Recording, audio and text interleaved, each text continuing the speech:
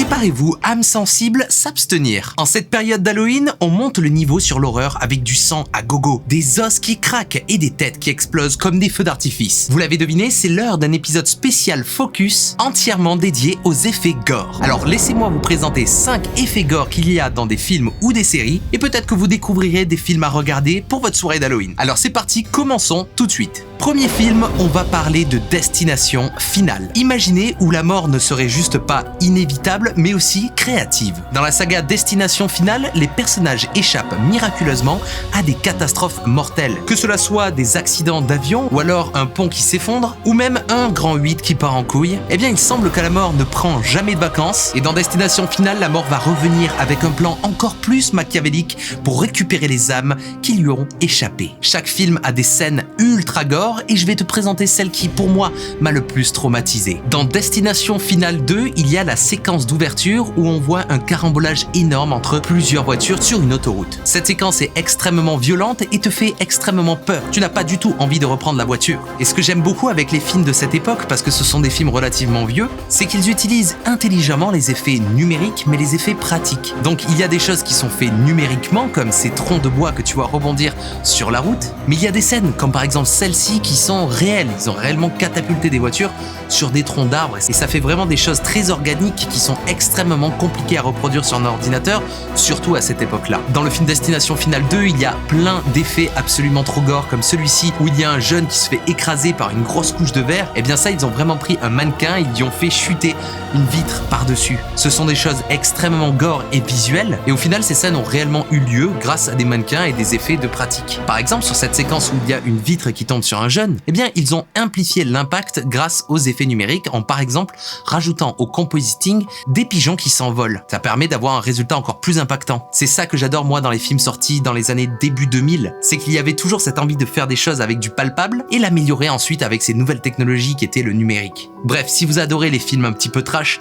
je peux que vous conseiller la saga Destination Finale. Parlons maintenant de Evil Dead, mais plus précisément les remakes de Evil Dead. 5 amis se retrouvent dans une cabane isolée avec l'intention d'aider Mia à combattre son addiction. La découverte d'un livre des morts transforme leur week-end en un cauchemar sans fin, les forçant à lutter contre des forces démoniaques qui commencent à posséder chacune des personnes de la bande. Puis récemment même, il y a eu Evil Dead Rise, un très bon film que j'ai adoré qui se déroule dans un immeuble. Ce que j'aime beaucoup dans ces deux films Evil Dead, c'est que les démons sont réalisés à partir de maquillage extrêmement bien réalisé. Comme tu peux le voir ici, ils font des moules entiers de visages de personnes pour ensuite rajouter des effets de bouche arrachés, par exemple, ou même ici ce bras qui tombe du corps parce qu'elle se l'est mutilé. Ça donne au film un aspect très palpable et réaliste. Bon, sauf quand ils utilisent du sang. Là par contre, il y en a des kilos et des kilos. Mais encore une fois, ce n'est pas du sang 3D, ils ont vraiment pris du vrai sang, comme par exemple dans cette scène dans Evil Dead 1, ou alors dans Evil Dead 2, où ils ont rempli carrément un ascenseur entier de faux sang. Il y a aussi un très gros travail de chorégraphie, où il y a des démons qui bougent d'une manière vraiment...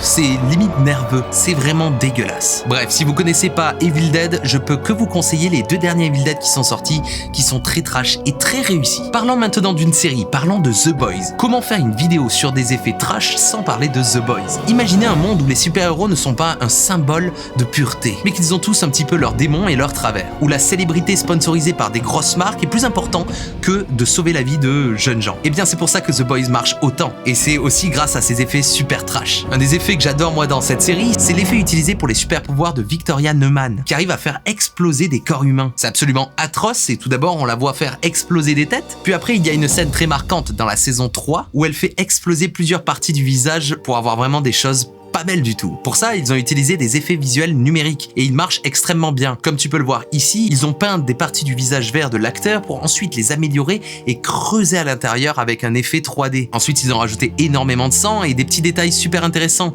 comme par exemple l'eau qui bouge un petit peu dans le fond. Et tout ça d'ailleurs, je l'ai abordé en détail dans une vidéo à moi avec Rachad, qui a travaillé sur ces plans-là. Alors si ça t'intéresse de voir un artiste qui a réellement travaillé sur ces plans vous expliquer comment tout ça fonctionne, eh bien le lien est dans la description. Bref, The Boys Masterclass. Ensuite, parlons de Stranger Things. Je ne sais pas vous, mais je trouvais que la dernière saison de Stranger Things était beaucoup plus dark et beaucoup plus trash que les précédentes. Les enjeux étaient beaucoup plus conséquents et il y avait un méchant absolument horrible qui s'appelait Vecna.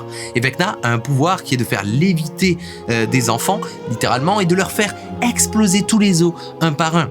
horrible, c'est dégueulasse, et pour ça, ils ont utilisé le numérique à balles. Ça y est, on n'est plus dans Destination Finale là.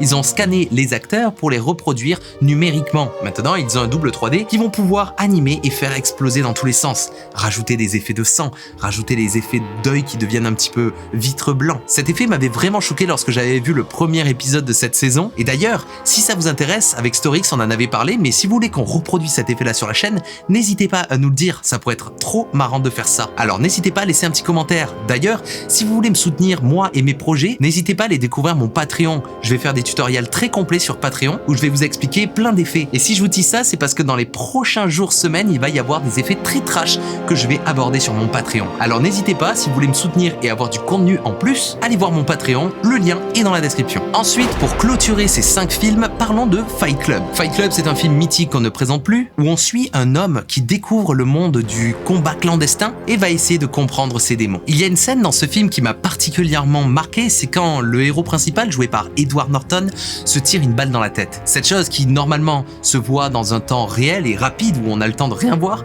et bien là ils ont fait le choix de le montrer en slow motion, et un slow motion très lent. Et comme vous pouvez le voir, là on voit chaque chose, comme par exemple la lumière qui sort des joues, la fumée, la balle qui sort, du sang. Mais alors comment ont-ils fait tout ça? Eh bien quand on regarde les images making-of, on peut voir qu'au début, ils avaient envie d'utiliser une prothèse de tête, un double, avec du silicone qui permettait de faire souffler très fort un coup de feu à l'intérieur pour avoir ses joues qui se gonflent et tout ça. Ils voulaient combiner une vidéo réelle avec donc cette prothèse joue.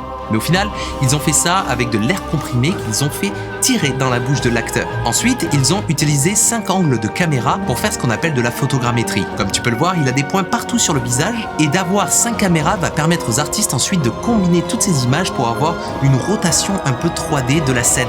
Donc au lieu d'avoir un mouvement statique, grâce à ces 5 caméras, ils vont pouvoir se balader entre tous les angles de caméra et essayer de faire correspondre tous les points du visage de Edward Norton. Ensuite, ils vont rajouter des effets numériques comme par exemple la fumée ou la balle. Et pour le sang, ils ont tout simplement fait tomber un objet très lourd dans du faux sang.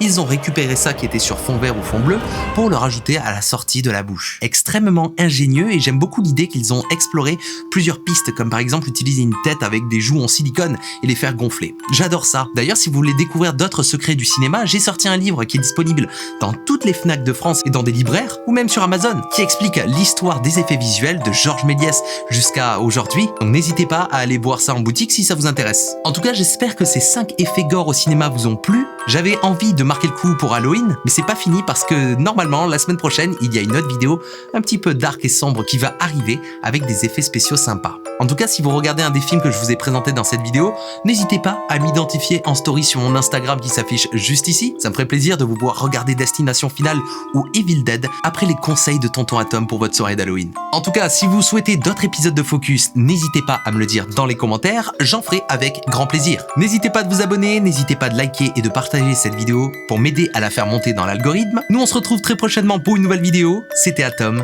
ciao.